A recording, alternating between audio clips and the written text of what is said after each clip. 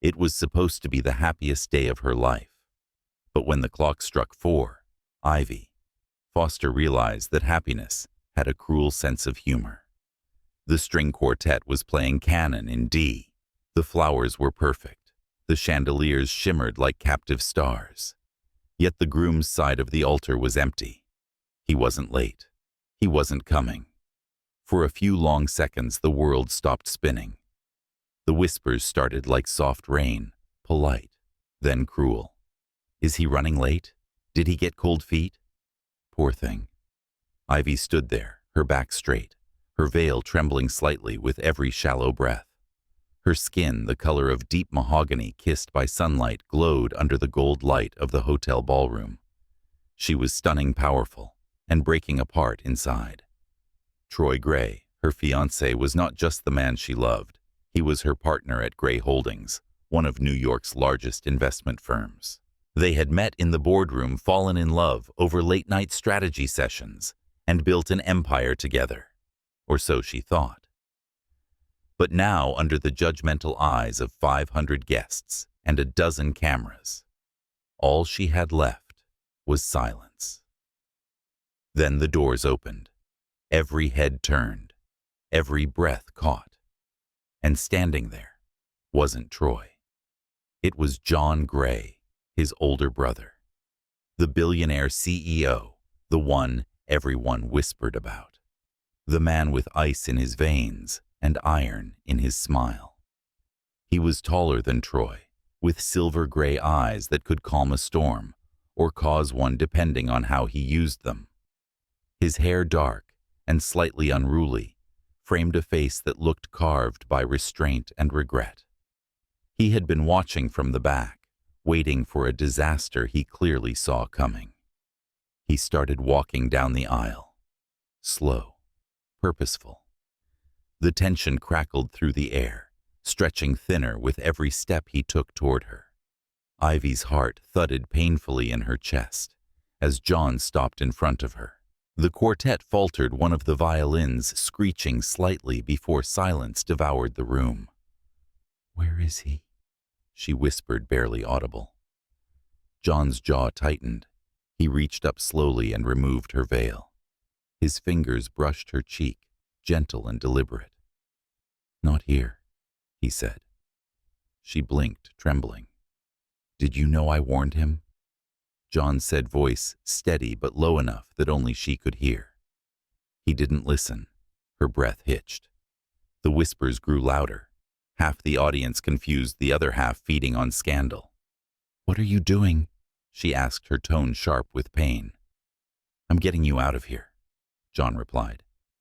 The audacity of it left her speechless. But then again, humiliation was already devouring her. Pride was the only thing left to salvage. He held out his hand. "Everyone's watching," she murmured, eyes glistening. "Then give them something worth watching," he said. A hush fell over the ballroom as Ivy Foster, the woman abandoned on her wedding day, placed her hand in the billionaire's. Gasps followed them as they walked down the aisle together. Behind her, the perfectly arranged roses began to wilt in her imagination. She didn't look back. Outside, the cold New York air hit her face, sharp and sobering.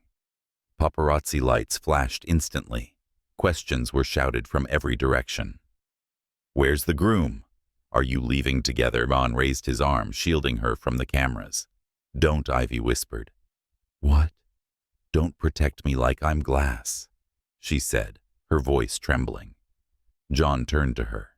His expression softened. "You're not glass, but even steel bends under too much weight. You shouldn't be standing here alone." For the first time, Ivy's throat burned with unshed tears. Not because she wanted pity, but because someone finally wasn't watching her fall apart as entertainment. He drove her home in silence. His car, a matte black Mercedes, was sleek and soundless, the kind that could cross the city without being noticed. Ivy sat rigid in the passenger seat, clutching the bouquet still in her hands. Her phone buzzed, non-stop texts, calls, missed messages, but she ignored them all. Halfway across the Brooklyn Bridge, she finally whispered, "Do you know where he went?" John didn't answer immediately. His fingers flexed on the steering wheel. "He left," he said finally. "He left me like I was nothing." John's jaw tightened again. "You're not nothing, Ivy. He was too weak to face someone like you." She turned to look at him. "Someone like me." He met her eyes. Someone who doesn't flinch when the world does. Someone who knows what she's worth. For the first time that day, her breath steadied. When they reached her apartment, John got out, first, walked around and opened her door. He handed her the keys she'd left at the church dressing room. Somehow he'd thought of everything. "You should rest," he said. "Tomorrow, you take your name back."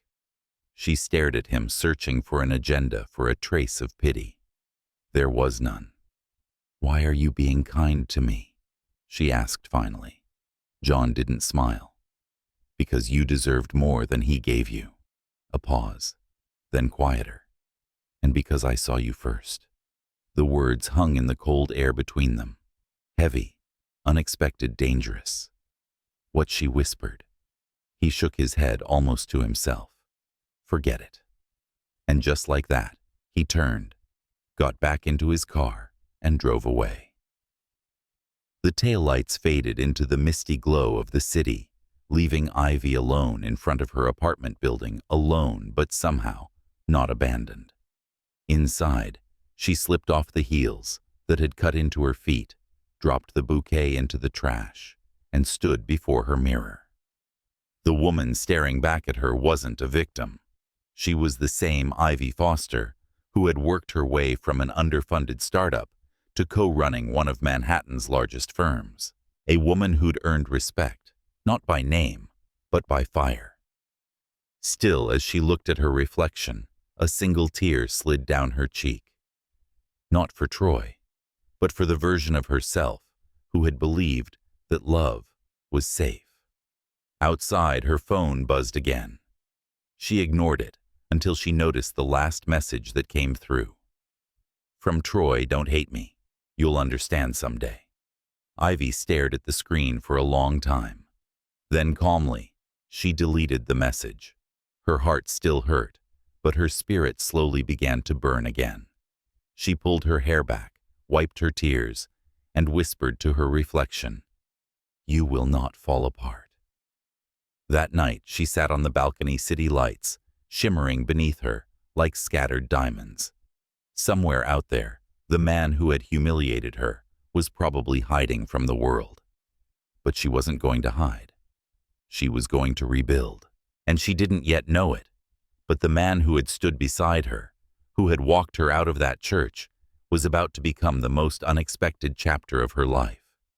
Because sometimes the man who catches you when you fall is the one you were meant to fall for all along.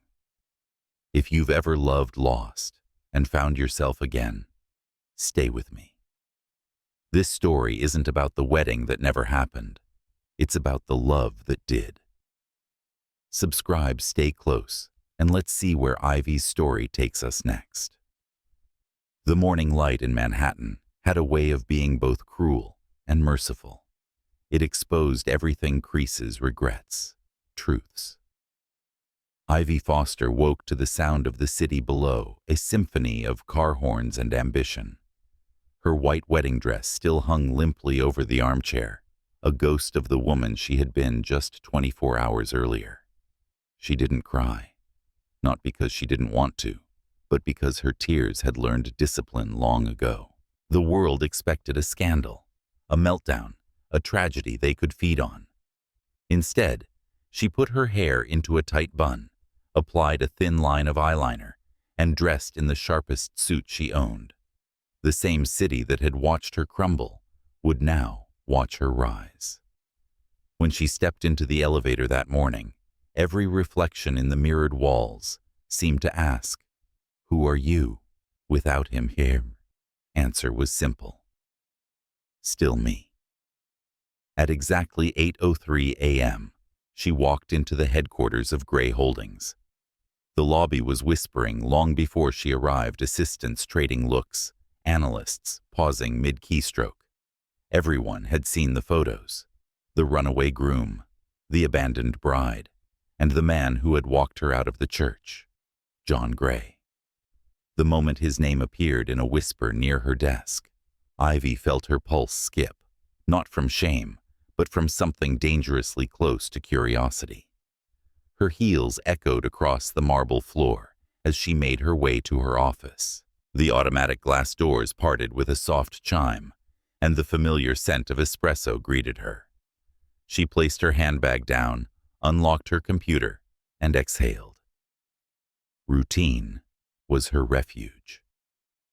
10 minutes later, a soft knock broke through the quiet. She didn't look up. "Come in." The door opened. "You still haven't taken a day off," a deep voice said. Her fingers froze mid-typing. She didn't need to turn to know who it was. "Good morning, John. Is it?" he asked, stepping inside.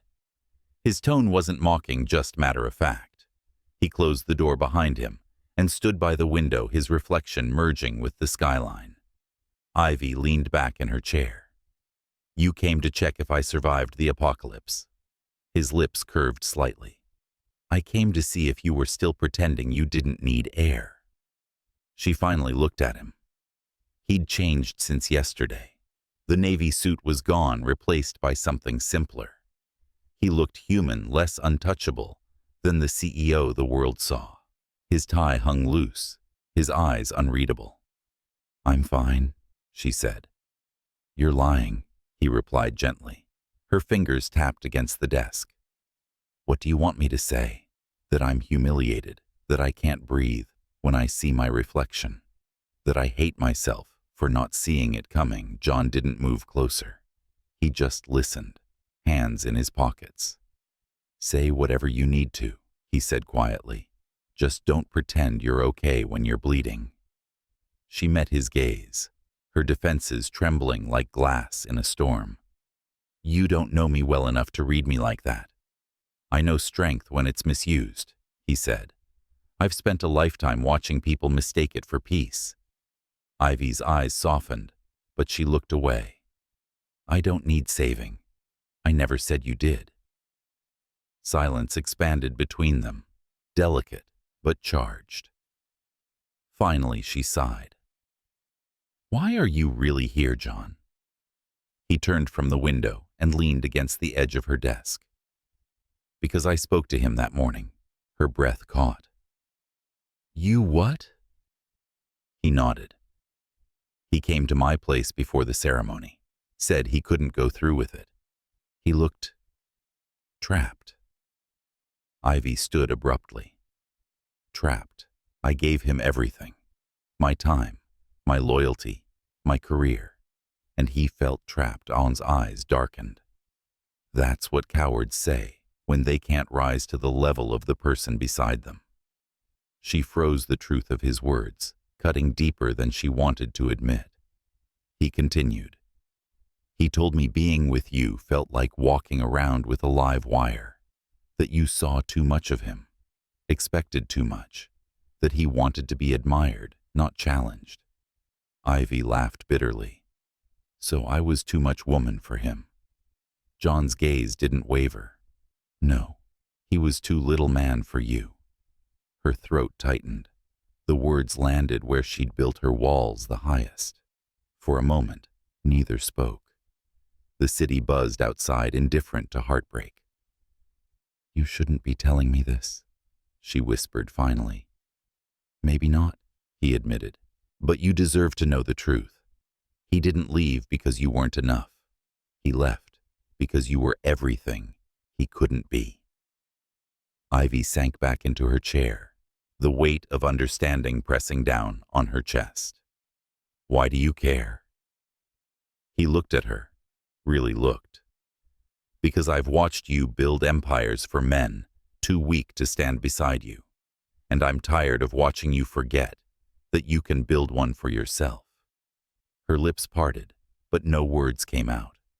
For a long time they just sat there, the quiet filled with things neither dared to say. Then John straightened. There's a board meeting in 20 minutes. The investors are restless. They're wondering who's running things now. I am, she said instantly. I know, he replied, a small smile forming. Let's make sure they do too. When he left, Ivy's heartbeat refused to calm. She stared at the door long after it closed, wondering how someone could invade her life without crossing a line, could see her pain without exploiting it. For the rest of the day, she buried herself in work numbers, reports, signatures, anything to keep her mind from spiraling back to that church, that empty altar, that confession, I saw you first. That night, after the office emptied and the lights dimmed, Ivy stayed behind. Her reflection stared back from the glass walls of her office, framed by the skyline. She whispered to it, "You're stronger than your heartbreak."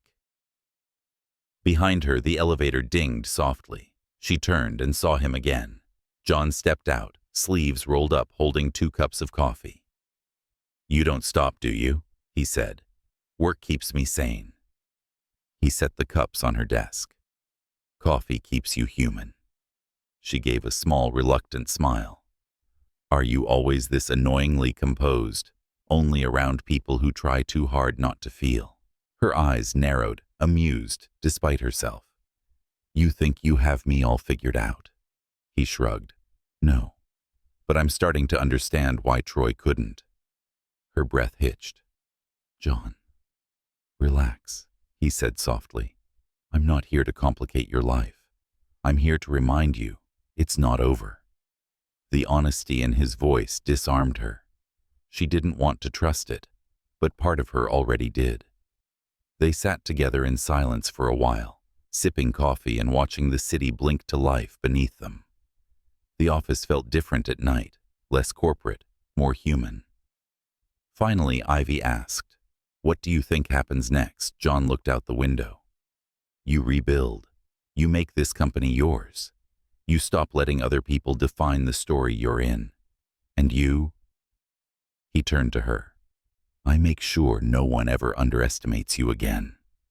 There was something in his tone, not protective, but reverent. She studied him, searching for the catch, the mask, the hidden motive. There was none, just truth. "Why do you care so much?" she asked again, quieter this time. John leaned back. "Because somewhere between trying to protect my brother from losing you, I realized he already had." Ivy didn't respond. Her heart did a single silent stutter she couldn't control. When he stood to leave, she said, "John." He stopped at the door. "Thank you," she murmured. He gave a small nod. "Don't thank me yet. Prove me right instead." And then he was gone again, leaving her with the echo of possibility. That night, Ivy went home and stood on her balcony overlooking the city lights. She thought about every dream she'd ever shared with Troy, the plans, the promises, the lies. Then she thought about John, his steadiness, his quiet conviction. The way he looked at her, not like she was broken, but like she was still becoming. For the first time, the thought didn't scare her. Days turned into weeks. Ivy reclaimed her position, restructured departments, silenced gossip with results. Headlines that once mocked her now praised her resilience. The runaway bride who became Wall Street's phoenix. And through it all, John stayed near, but never too near. Some days he'd appear in meetings with a calm nod. Other days he'd leave notes on her desk, with nothing but numbers, projections, solutions, reminders that he believed in her. They didn't talk about that night, or the confession. But the air between them changed. One evening after another long day, Ivy found herself outside his office. She didn't plan to be there, but when she saw him through the glass wall reviewing a report, his tie undone, his sleeves rolled, she realized she wasn't looking at the cold CEO the world feared. She was looking at the man who had chosen to stand beside her when everyone else turned away. She knocked. He looked up surprised. "I owe you dinner," she said. He leaned back, a slow smile spreading. "I don't recall you owing me anything. Consider it gratitude."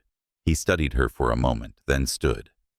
"All right, but let's make it dinner, not a business meeting." "It's not a date," she clarified quickly. "Then it'll be the best non-date you've ever had." She laughed softly, the sound surprising even herself. That night they dined at a quiet restaurant overlooking Central Park. Conversation flowed easily, work-life music, the books that had shaped them. The air was light, but the tension beneath it wasn't lost on either of them.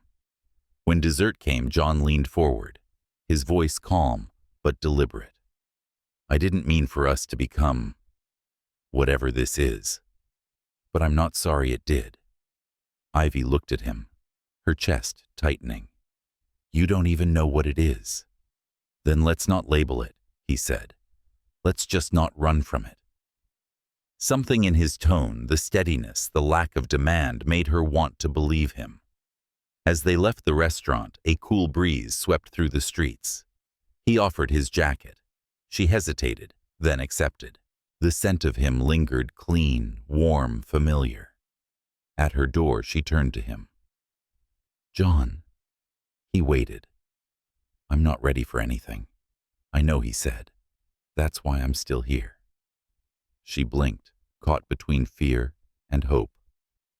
"You don't get tired of waiting," smiled faintly. "You're worth the wait." For a heartbeat, the world went still. Then she nodded, her voice barely a whisper. "Good night." He didn't reply, just reached up and tucked a strand of hair behind her ear before walking away. When the door closed behind her, Ivy leaned against it, heart racing. For the first time in months, the silence didn't feel empty. It felt like the calm before something beautiful. Because maybe, just maybe, some stories aren't about what we lose, but about who shows up after we do. The weeks that followed were a strange kind of peace, fragile like porcelain balanced on the edge of a table. Ivy had mastered the art of composure, but there were moments when her pulse betrayed her, moments that always seemed to happen when John Gray was near. They didn't talk about that dinner. They didn't need to. Something had shifted quietly between them, something steady, unspoken, and dangerous in its simplicity. Every morning she would catch sight of him walking through the glass corridor toward the executive floor, jacket draped over his arm, phone in hand, expression unreadable. There was always an air of distance about him, the kind that both warned and tempted. Yet, whenever their eyes met in passing, something sparked, quick electric reel. And every time it happened, Ivy's carefully built defenses trembled. One afternoon, she was in the boardroom presenting quarterly forecasts to the team when John entered unannounced. The room straightened, as if the air itself had changed direction. His presence carried gravity, quiet authority. He didn't interrupt, just listened. When she finished, he simply said, "Impressive." No one else dared speak for a moment. Then the room erupted in polite murmurs of agreement. But it wasn't their approval Ivy heard. It was his.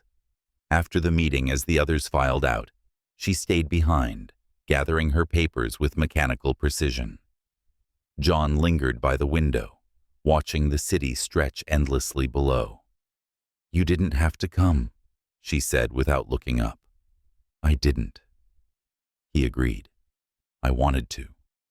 Her hands stilled. "To supervise me," he turned then, leaning against the glass. "To see you work. There's a difference." His tone was quiet, but it carried weight. It wasn't flattery, it was observation. And for some reason, that made it hit harder. She looked at him for a long moment. "You don't make it easy to keep things professional. You know that I've been accused of worse," he said with a faint smile. Ivy rolled her eyes, but a corner of her mouth lifted before she could stop it. "You're impossible," maybe he said softly, "but I'm honest." There was a silence then, heavy, but not uncomfortable. It was the kind of silence that felt like conversation without words. "I'll walk you out," he said after a moment. "I'm not leaving yet." He nodded. "Then I'll wait." And he did. He sat on the edge of the conference table, scrolling through his phone while she worked. Neither spoke. Occasionally she'd glance up, and their eyes would meet, and the unspoken thing between them would breathe a little louder. When she finally stood to leave, dusk had already deepened outside. They walked side by side through the quiet hallways, the city lights reflecting off the polished marble floors. At the elevator, Ivy pressed the button. The soft chime echoed through the empty corridor. "John," she said quietly, "this, whatever it is, it can't happen." He didn't flinch. "Why?" "Because people will talk, because it's too soon, because I don't even know what I want yet." He looked at her, patient, unhurried. "Then let it be nothing for now." Her brows drew together. "Nothing." He nodded. "Nothing until it becomes something neither of us can ignore." The elevator doors slid open. She stepped inside, heart thudding. He stayed where he was, hands in his pockets. "Good night, Ivy. Good night," she murmured, as the doors closed. But long after she got home, she could still see him standing there, that quiet certainty in his eyes, the kind that said he meant every word. The next few days blurred into a rhythm that was both soothing and disorienting. Work, meetings, long nights at the office, and beneath it all, a slow, steady awareness of him. Sometimes she'd find small things, a cup of her favorite coffee waiting on her desk, a file perfectly organized after she'd left it in chaos, a note scribbled in his sharp handwriting, "Don't forget to eat." She didn't have to ask who left them. But there were also days when he was distant, unreachable. She'd pass him in the hallway and get nothing but a polite nod. Those were the days that unnerved her most, because they made her realize how much she'd started to notice his absence. One late evening, Ivy stayed behind again, the office empty, except for the faint hum of the cleaning staff. She was reviewing a merger proposal when she noticed the reflection of someone standing in the glass behind her. She turned. John was there, sleeves rolled up, holding 2 takeout boxes. "You missed dinner again," he said. She exhaled, half amused, half defeated. "You're persistent." He set the boxes down. "Hungry people make bad decisions." "I'm fine." "You're not," he said quietly. "You haven't been for a while." Her chest tightened. "Don't read me like that, John. It's unfair." "Unfair." He took a step closer. "You spend your days reading everyone else. Investors, competitors, partners, and you hate it when someone does the same to you. I don't need your pity." "This isn't pity." His voice was soft, but unyielding. "It's recognition." Her throat felt tight. Of what? Of someone trying so hard to stay strong that she's forgotten how to just feel. The words hit her like a confession she hadn't made yet. She looked away, staring at the city beyond the window. "I can't," she whispered. "Not with you. Not after everything." He didn't move closer, but his presence filled the room like gravity. "I'm not asking for anything. I just want to be where you are. Until you're ready." It was the gentleness in his voice that undid her the patience, the complete lack of demand. She turned to face him. "You don't even know what you're signing up for." "I do," he said simply. "And I'm still here." Her heart stumbled. "John." But he just smiled faintly. "Eat your food, Ivy." And then before she could respond, he turned and left, leaving the quiet hum of his presence behind. Days passed. The city moved on. Headlines' faded gossip found new prey, but Ivy's world, steady precise, had become quietly unpredictable. One morning she walked into the lobby and saw Troy waiting by the elevator. Her breath froze. He looked older, not in years, but in consequence. His eyes searched hers, filled with guilt. "Ivy," he began, voice low. "Can we talk?" Her spine straightened instantly. "About what?" "Your conscience." "I made a mistake," he said. "I panicked. I wasn't ready." She let out a short, bitter laugh. "You didn't just panic, Troy. You destroyed something you didn't have the courage to protect." He started. "Don't," she cut in, her tone sharp. "Don't say you still care. You had your chance to care when it mattered." Behind her, the elevator dinged open. John stepped out, calm, composed. His eyes flicked from Ivy to Troy, reading the tension in an instant. "Everything all right here?" he asked, his tone neutral, but edged. Troy's jaw tightened. "This is personal." John's gaze didn't waver. "Then have the decency to take it somewhere private." Ivy's pulse quickened, but not out of fear, out of the strange safety she felt when John was near. Troy's shoulders slumped slightly. He turned to her. "I just wanted to say I'm sorry." Ivy met his eyes for the last time. "I don't need your sorry, Troy. I needed your presence, and you gave me absence." He nodded, defeated, and walked away. The moment the doors closed behind him, the tension broke. John didn't speak. He just looked at her eyes, calm, searching. "Are you okay?" he asked finally. She took a breath. "Yes." "You sure?" She managed a small smile. "For the first time, yes." He nodded. "Good." Then, almost imperceptibly, his hand brushed against hers. Just a brief, steady touch. She didn't pull away. That night, Ivy couldn't sleep. She stood by her window, the city glowing beneath her. Her thoughts were a storm, grief and relief, memory and desire. For months, she had built walls around her heart, convinced that love was weakness, that connection was danger.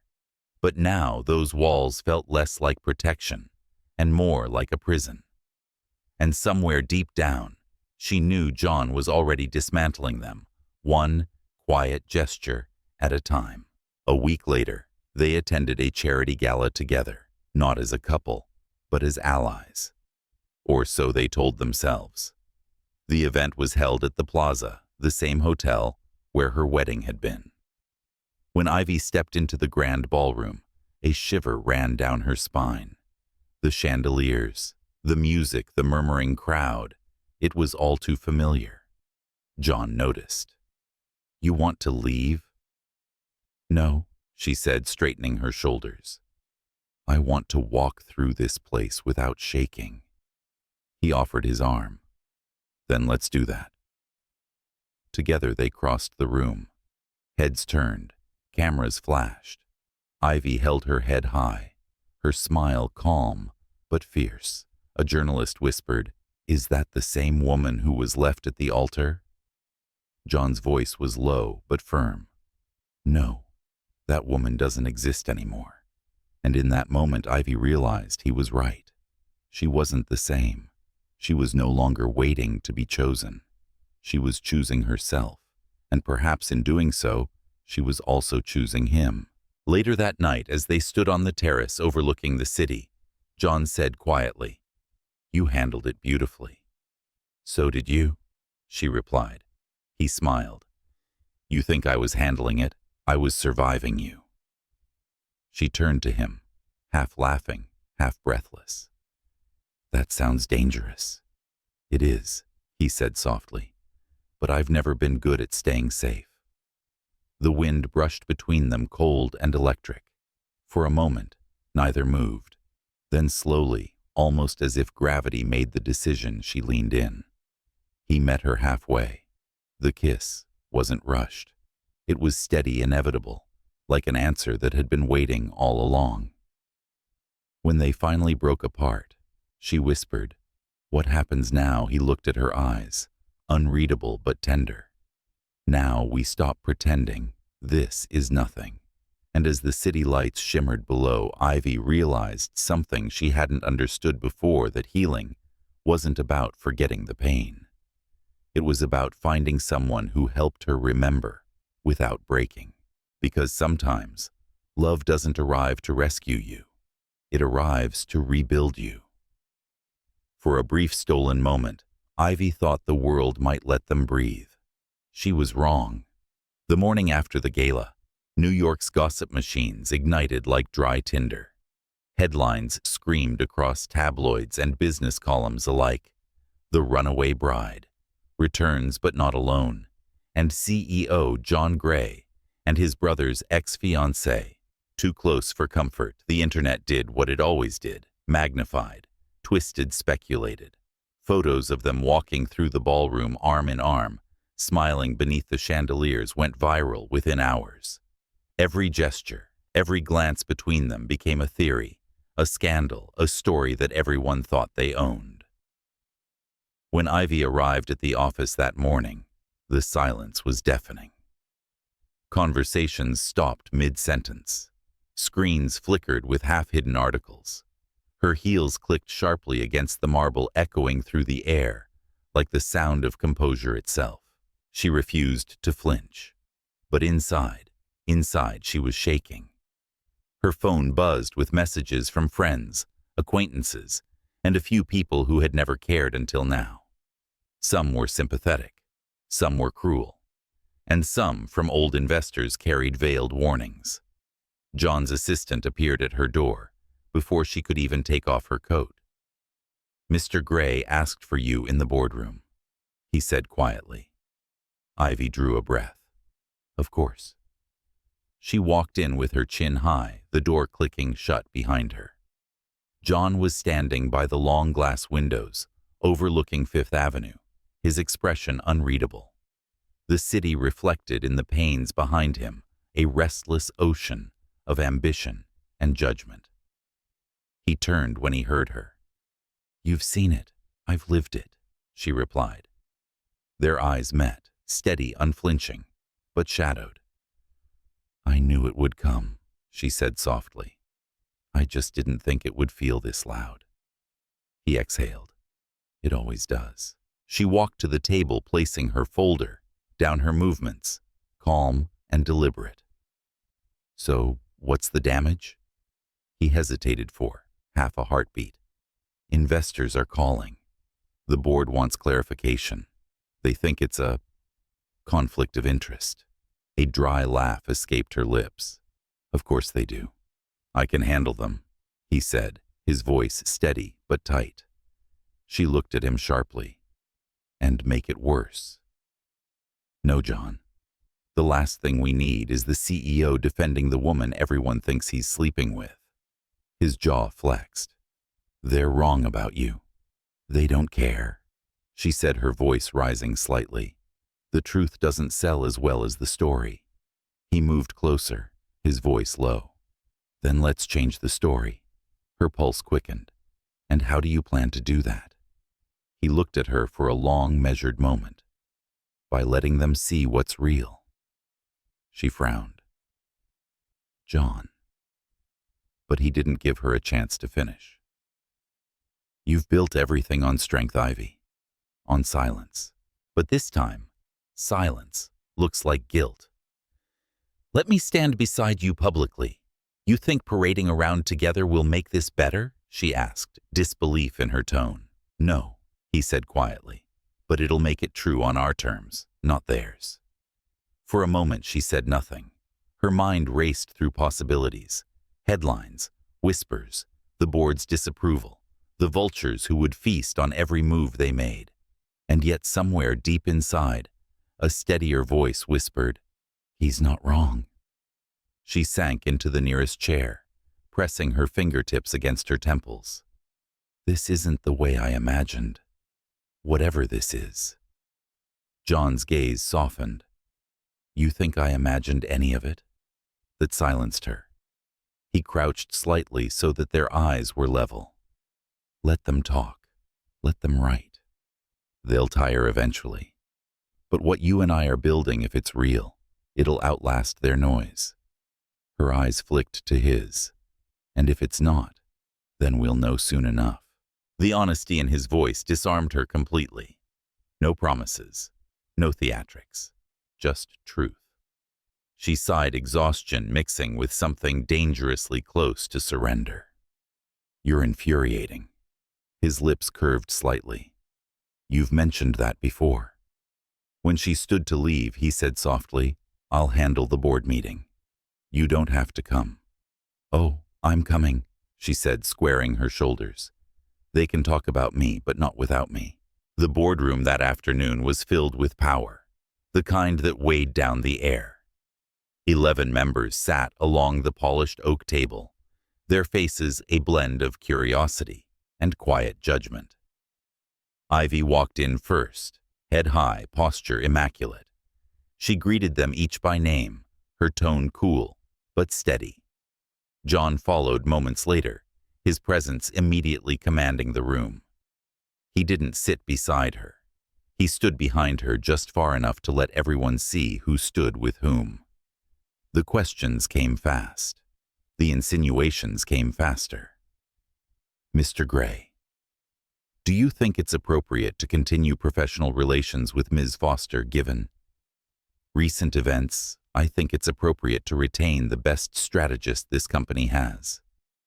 John replied calmly.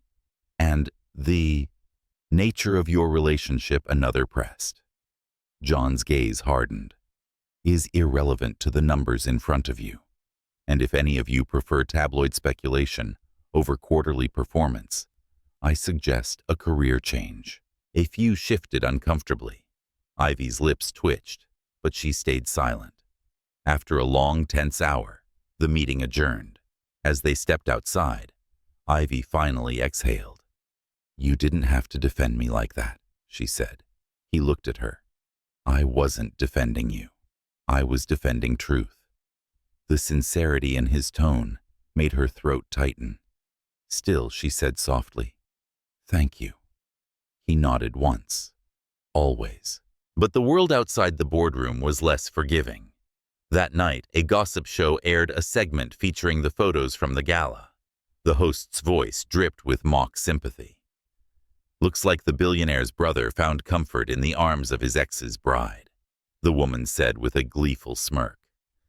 Sources say they've been spending late nights at the office together. And you know what they say about late nights? Ivy turned off the television, her chest burning. Moments later, her phone rang. John. Don't watch it, he said immediately. Too late.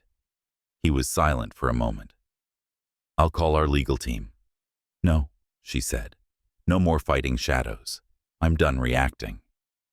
There was quiet on the other end, the kind that hummed with understanding. Then what do you want to do? He asked finally. She looked out her window at the city lights. Own it. 2 days later, they walked together into a press conference. Cameras flashed like lightning. Reporters shouted questions. John stood beside her, calm as ever. Ivy stepped up to the podium, her hands steady on the microphone. I've been asked to explain a lot of things over the past few weeks, she began, her voice even. But I'll start with the truth. The room quieted instantly. What you saw at the gala wasn't scandal. It was strength. It was two people who've been through chaos choosing to stand beside each other instead of running from it. If that's controversial, so be it. I've survived worse than opinions. Her words landed like quiet thunder. John's expression didn't change, but pride flickered in his eyes. She continued, We're not here to feed gossip. We're here to build something that lasts, and that doesn't need defending. And with that, she turned and walked away from the podium, her head high, her stride unbroken. The room erupted behind her, but she didn't look back. Later that evening, they found themselves alone in the office, the city glowing like 1,000 watchful eyes beyond the glass. Impressive, John said, breaking the silence. I was terrified, Ivy admitted quietly. He smiled faintly. You didn't look it. She turned toward him, her expression softening. How do you stay so calm through all this? He hesitated. Because I've spent years running companies. You spend one day loving the wrong person, and the world acts like that's your downfall. It's not. It's just your proof of being human. She looked at him, eyes glistening. You make it sound simple. It's not simple, he said, but it's worth it. Something in his tone, a quiet certainty, a steadiness wrapped around her like warmth. She took a slow breath. You really think we'll survive this? He met her gaze. We already are. The silence that followed was gentle, unhurried. She moved closer without meaning to. His hand found hers, fingers intertwining naturally as if they'd been meant to fit all along. Outside the city pulsed alive, relentless, unkind. But inside that room, time slowed. For the first time in months, Ivy wasn't fighting. She was simply there, present, grounded, seen. And maybe that was the beginning of love. Not fireworks, not perfection, but the simple peace of being safe in someone's gaze. That night, as Ivy drove home, the radio host's voice floated through the speakers. No matter what they say about you, truth has its own way of staying loud. She smiled faintly. Maybe it did. When she reached her apartment, she looked out over the glittering city and whispered to the skyline. Let them talk. We're writing something they'll never understand. And somewhere in another penthouse across the river, John looked out the same window line, his thoughts mirroring hers. Because what they were building wasn't born of rebellion, it was born of choice. Of two souls refusing to let fear decide the ending. Sometimes love doesn't arrive quietly. Sometimes it crashes into your life like a storm, and you rebuild with what's left. For weeks after the press conference, the world seemed to hold its breath. The scandal that once burned like wildfire slowly began to fade, replaced by new headlines, new obsessions. But what remained quietly, stubbornly, was them. John and Ivy. Their names had become synonymous with speculation. But behind closed doors, what grew between them was something quieter, more dangerous.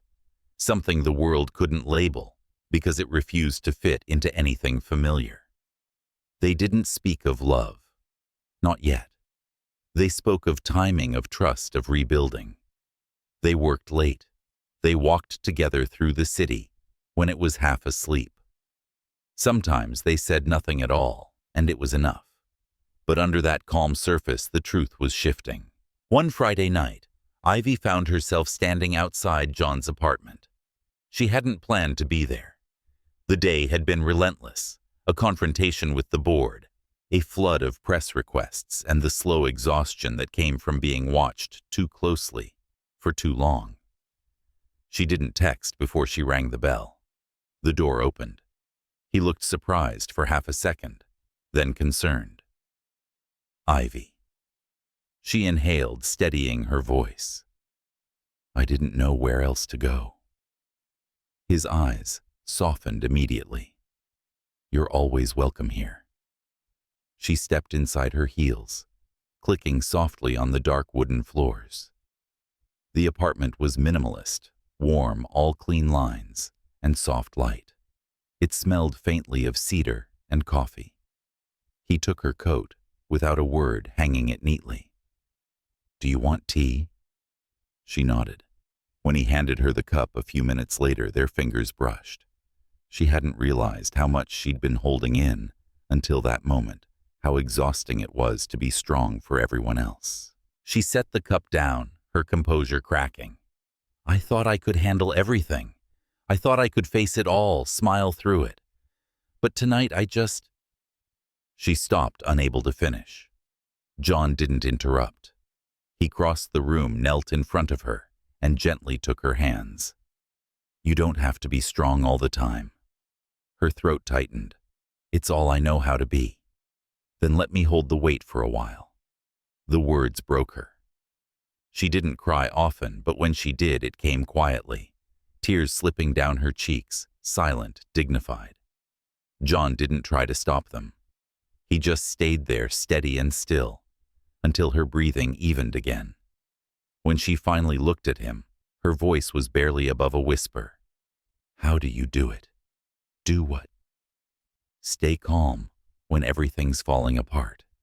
He smiled faintly, but there was something sad in it. Maybe because I already know what it feels like to lose everything that matters. The room seemed to still around them.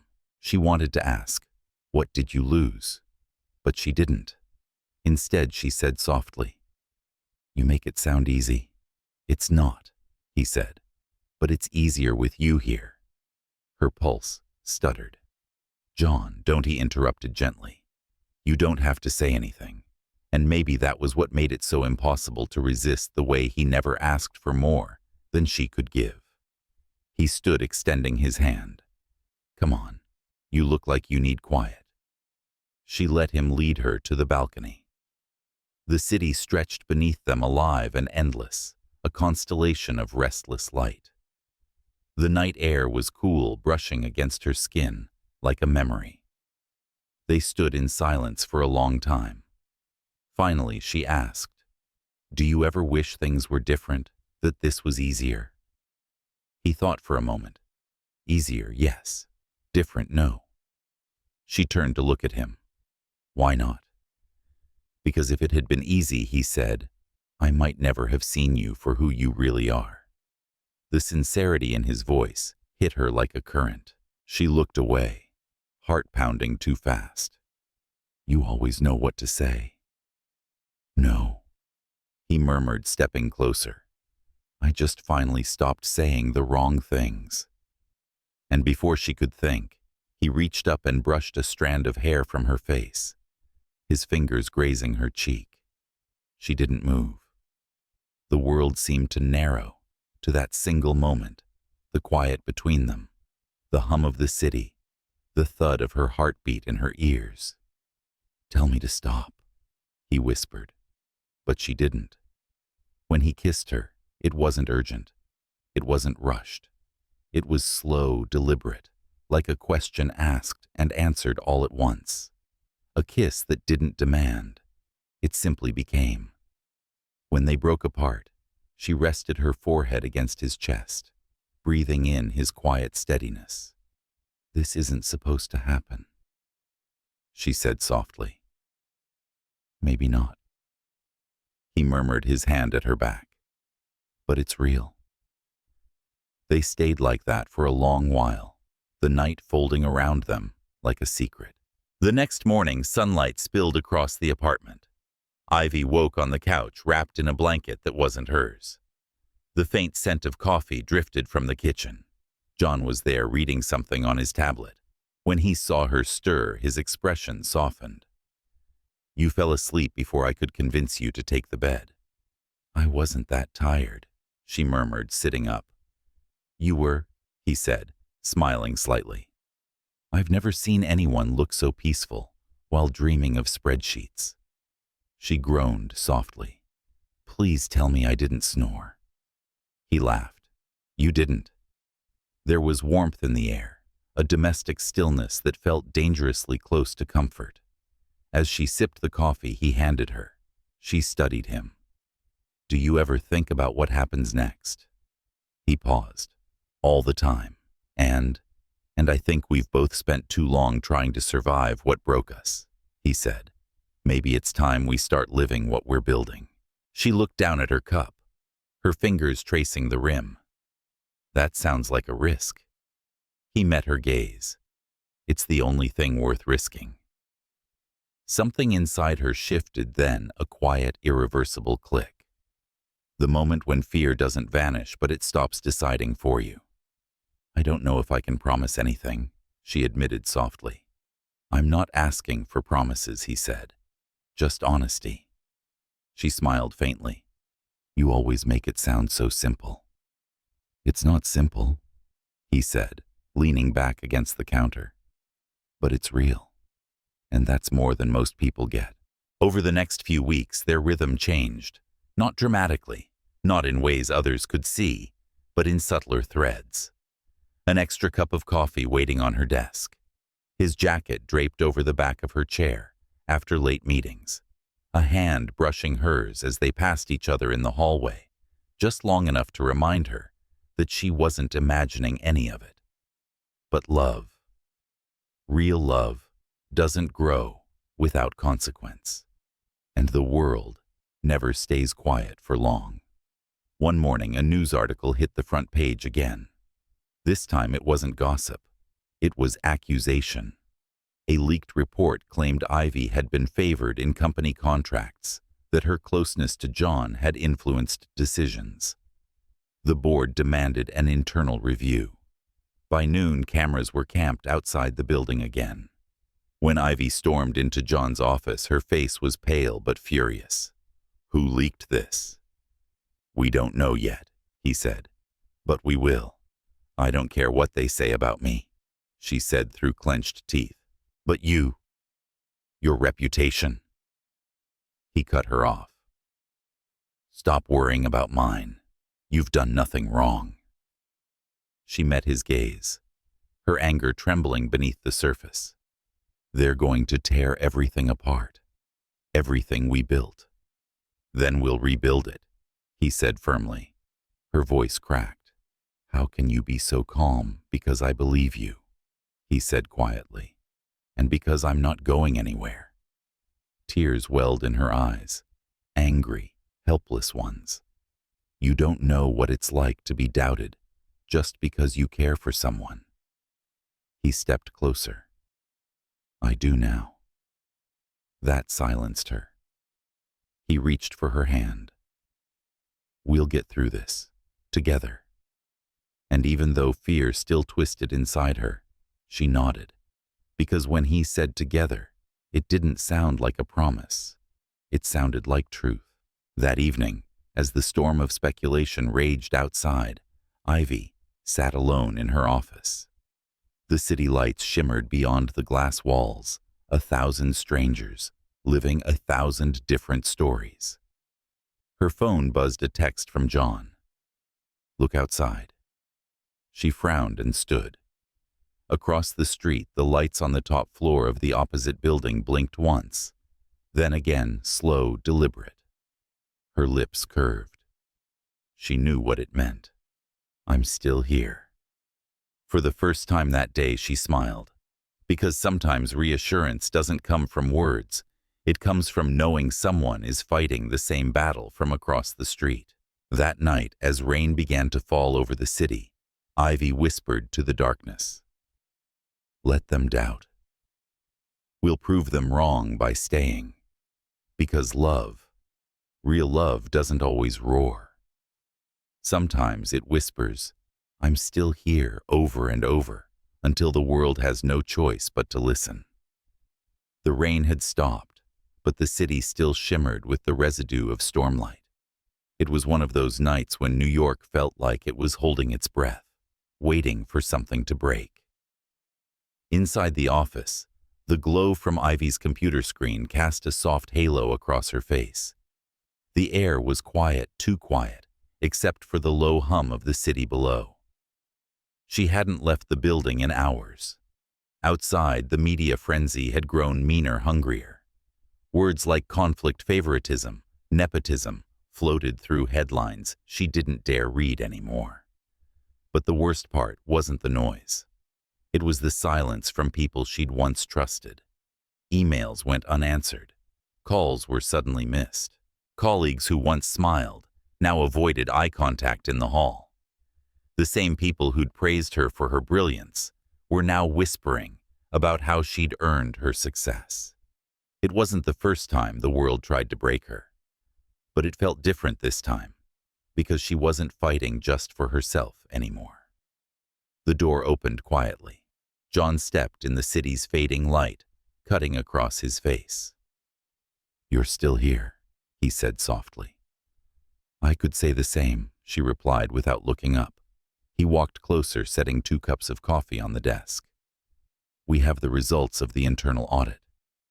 Her heart stumbled. And they found nothing, he said. No evidence of misconduct, no favoritism. Relief should have followed. It didn't. So it's over. He shook his head. It never really is.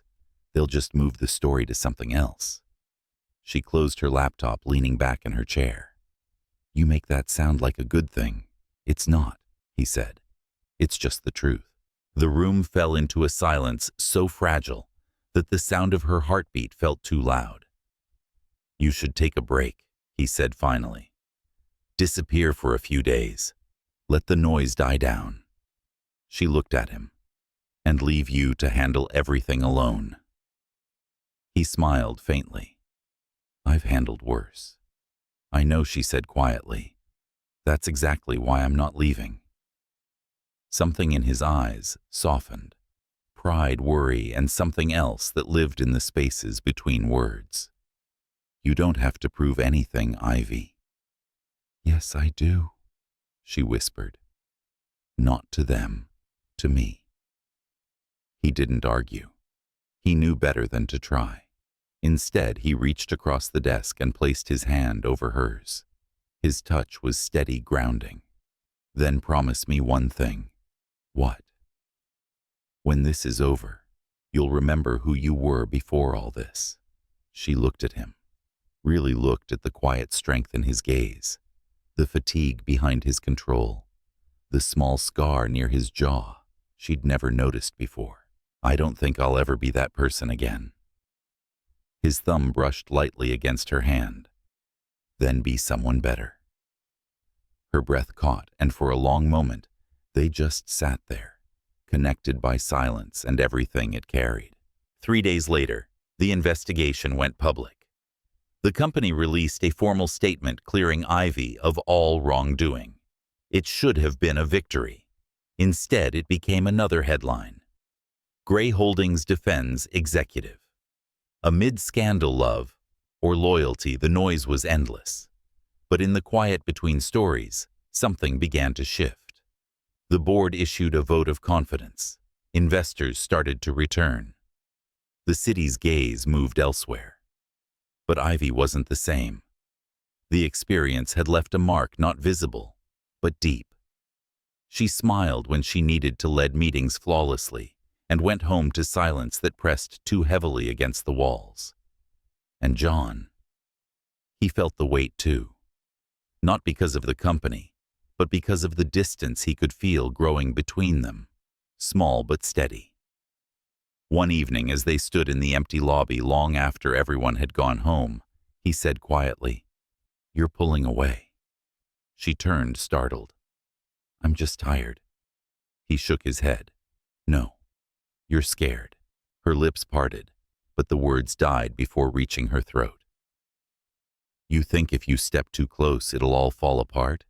He continued. "But it's already falling apart, because you keep standing still." She stared at him. "You don't understand." "I do," he said softly. "You're trying to protect both of us, and in the process, you're protecting neither." Her throat tightened. "This us. It's not simple, John. I know. There's a part of me that wants to believe we can just shut the world out. But every time I start to breathe, another headline appears, another meeting, another reminder that what we have doesn't exist in peace." He took a slow step toward her, then let it exist in truth. Her chest rose and fell. "You make it sound so easy." He reached out, brushing his fingers against her wrist, feeling the faint tremor there. "It's not easy," he said. "It's just worth it." And for a moment, just one, she believed him. That night, she found herself back on her balcony, the same place where so many of her choices had begun. The city stretched beneath her like a living map of mistakes and miracles. She thought of the woman she'd been months ago, standing in a white dress, waiting for a man who never came. Then she thought of now the woman who no longer waited, who no longer begged the world to see her. John had once told her that strength could be quiet, that love could be too. She understood that now. Love didn't always roar through grand gestures or perfect words. Sometimes it existed in the smallest things. The way he looked at her during a meeting when she started to doubt herself. The way his voice softened when he said her name. The way he didn't ask her to choose because he already knew she couldn't. And maybe that was what made it real. Because for the first time in her life, Ivy wasn't trying to be invincible. She was simply trying to be honest. When her phone buzzed, she didn't need to check the name. Still awake, the message read. She smiled faintly. Always. Seconds later, another message arrived. Look outside. She stepped to the railing. Across the skyline, a single window lit up. His. She didn't wave. She didn't have to. Sometimes love didn't need to speak at all. It simply existed, steady, patient, unbreakable, beneath the noise. And for that night, silence was enough. The weeks that followed blurred together in a rhythm that felt familiar, but hollow. The chaos had quieted, but the silence it left behind was heavier than any scandal. Ivy returned to her routines meetings late nights, polite smiles, but something essential had changed. She no longer moved with certainty. Her steps were measured, her laughter controlled, as if she were afraid of waking something fragile inside herself. And John noticed. He always noticed. It was in the way she avoided his gaze in the elevator, or the way her answers grew shorter when he tried to ask how she was. She was still there, still brilliant, still poised, but a part of her had gone somewhere he couldn't reach. One evening after another long meeting, he lingered by her office door. The rest of the floor was empty, the city outside already sinking into twilight. Ivy, he said quietly. She didn't look up. You should go home, John. It's late. He stepped closer. So should you. I'm not finished. He hesitated, watching her shuffle through papers that didn't need reading. You've been saying that for days. She kept her eyes on the documents, her voice steady but cold. Work keeps me focused. Work keeps you numb. The words hit harder than he intended. Her hands stilled, and for a moment she didn't breathe. Then slowly she looked up. Don't do that, she whispered. Do what say things that make me feel. His jaw tightened.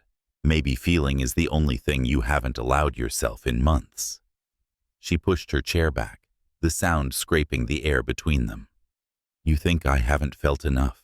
I've been dissected by strangers, humiliated in public, doubted by people I trusted. Every morning I wake up and fight to prove I deserve the ground I'm standing on. And you think I'm afraid to feel? Her voice cracked just slightly, and that was all it took to undo him. John walked closer, stopping only when he was near enough to touch her, but didn't. No, he said quietly. I think you're afraid to heal. She stared at him, her heart thudding in her chest. Because healing means letting go of the fight, he continued, and you don't know who you are without the battle. Her breath trembled. You don't get to say that. Someone has to, he said softly. The silence that followed was sharp and deep, the kind that revealed more than it concealed. Finally, she exhaled. You make everything sound so easy, John. But you don't live in my skin. You don't carry what I carry.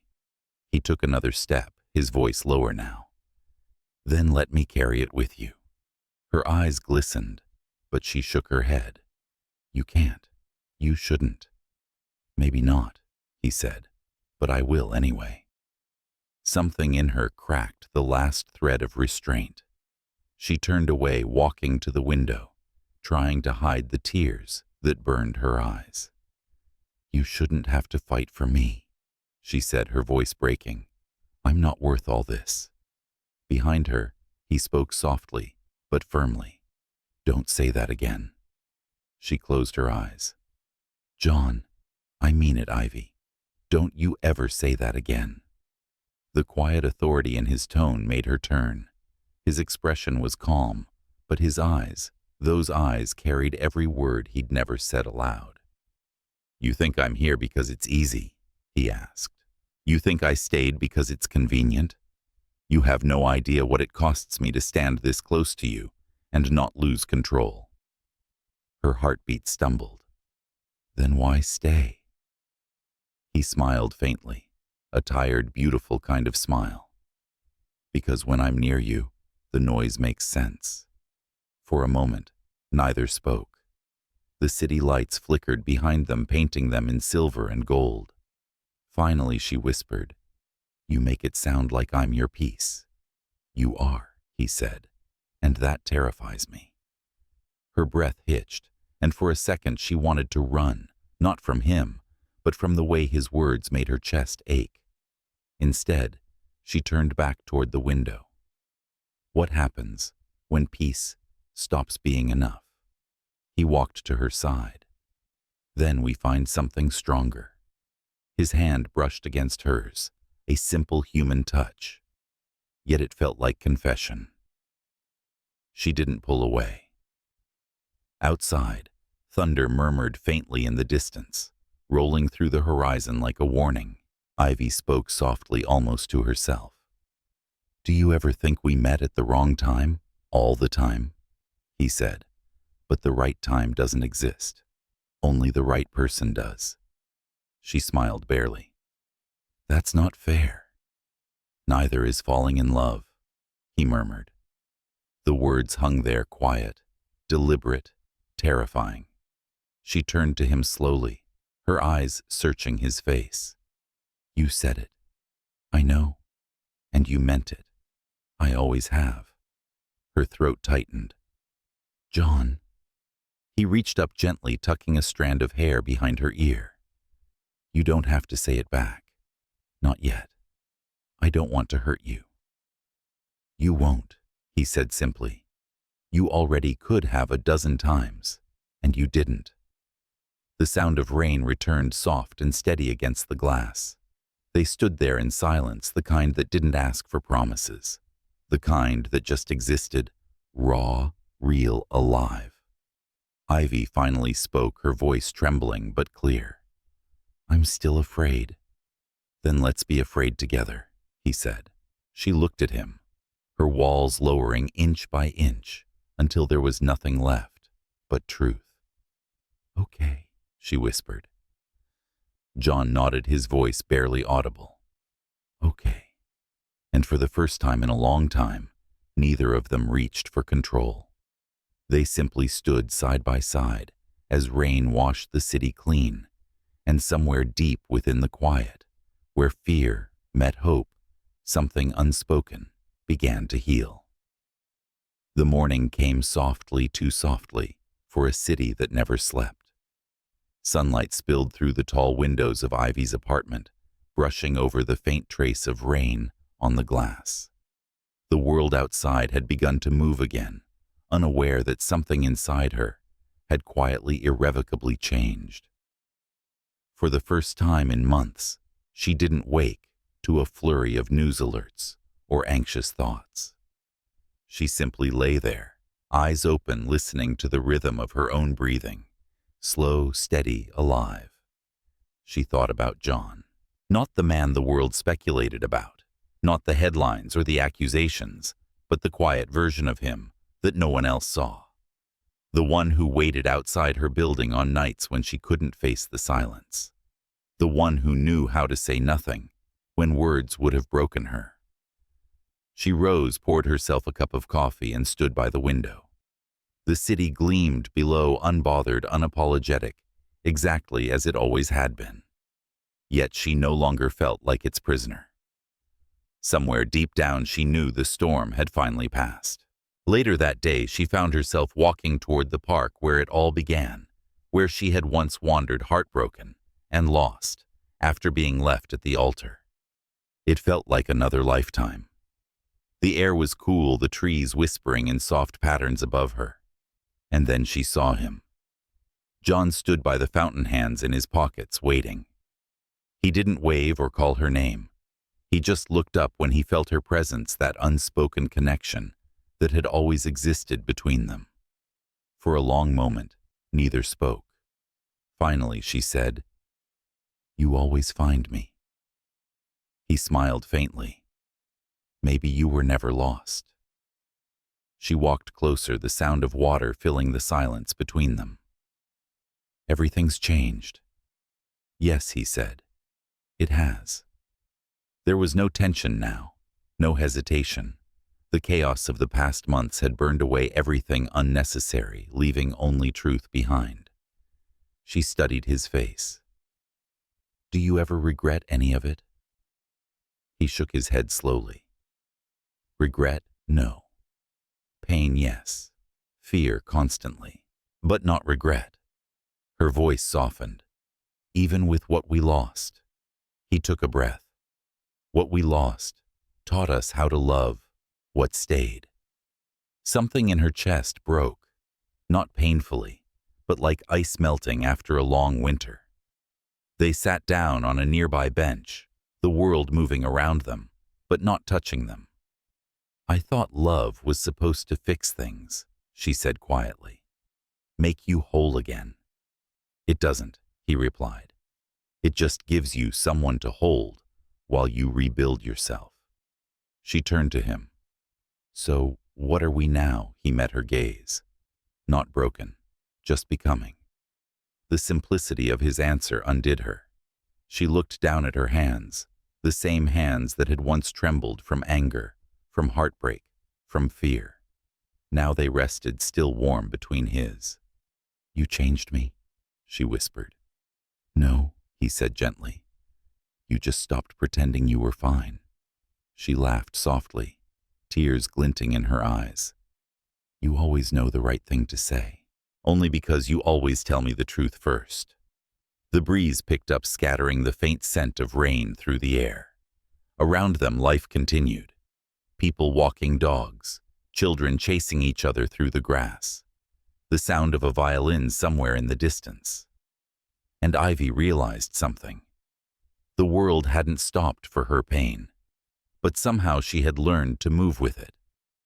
She looked at John again, the man who had stood beside her when everyone else had turned away, who had waited without asking, who had taught her that love wasn't about rescue, but recognition.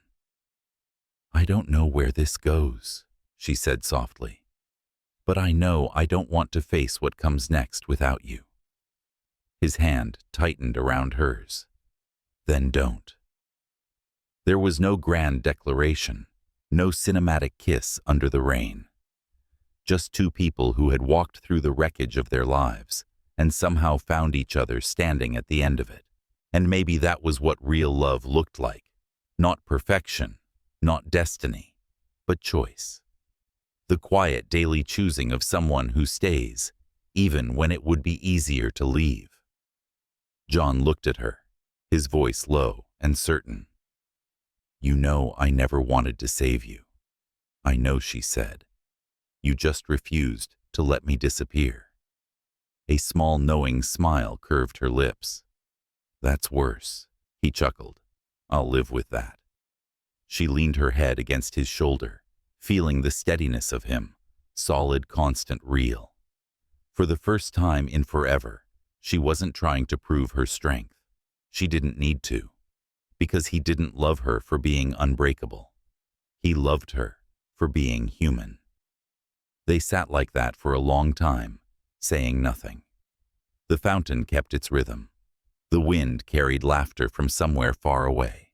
And as the sun dipped low behind the skyline, Ivy finally understood what she had been chasing all along. Not success, not validation, but peace.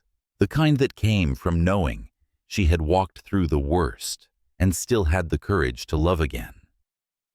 She closed her eyes and whispered almost to herself, "Maybe this was where I was always meant to end up." John turned his head slightly toward her. "Or maybe it's just where we finally begin." The sound of those words settled into her chest, like warmth. She smiled a quiet, genuine smile, one that didn't hide behind strength or fear. Because she knew he was right. This wasn't an ending. It was the kind of beginning that only comes after you've lost everything once and learned what truly matters. Above them, the city lights began to bloom one by one like stars, finding their courage again. And somewhere between the glow of those lights and the calm of their silence, love finally found its home, not in the noise, not in the spectacle, but in the stillness of two hearts that had survived everything. If you believe that some love stories aren't written to impress the world, but to heal the soul, stay close. Because Ivy and John's story may have ended here, but what comes after an ending is always where the real story begins. Thank you for staying through every heartbreak, every silence, every small victory. Until the next story, may you find the kind of love that teaches you to breathe again.